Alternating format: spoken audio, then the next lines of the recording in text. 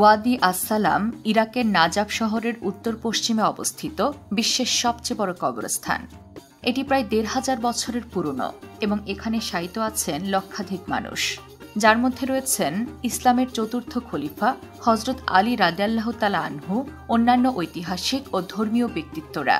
শিয়া মুসলিমদের কাছে এই কবরস্থান অত্যন্ত পবিত্র, কারণ তারা বিশ্বাস করেন এটি বেহেশতের একটি অংশ, যেখানে মুমিনদের রূহ জান্নাত লাভ করবে। হজরত ইব্রাহিম আলাইহিসসালামের সঙ্গে সম্পর্কিত একটি প্রচলিত ধারণা অনুযায়ী এখানে ৭০,০০০ মানুষের পুনরুত্থান হবে এবং তারা বিনা হিসাবেই বেহেশত লাভ করবে। ওয়াদি আসসালাম কবরস্থানের কবরগুলো বিভিন্ন আকারের, পোড়ামাটির ইট দিয়ে তৈরি এবং অনেক কবরের উপর কোরআনের আয়াত খোদাই করা থাকে। এটি শিয়া মুসলিমদের ধর্মীয় আচার অনুষ্ঠানের জন্য গুরুত্বপূর্ণ স্থান, যেখানে প্রতি বছর লাখ লাখ মানুষ তাদের প্রিয়জনদের কবর জিয়ারত করতে আসেন। বিশেষ করে লাইলাতুল কদর এবং রমজানের শেষ ১০ দিনগুলোতে এখানে জনসমাগম বাড়ে।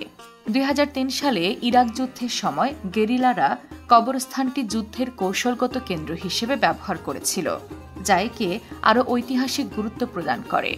এমন আরও ঐতিহাসিক তথ্য জানতে লাইক এবং সাবস্ক্রাইব করুন বিশ্বপ্রান্তরের ইউটিউব চ্যানেল এবং ভিজিট করুন বিশ্বপ্রান্তরের ম্যাগাজিন ওয়েবসাইটটি।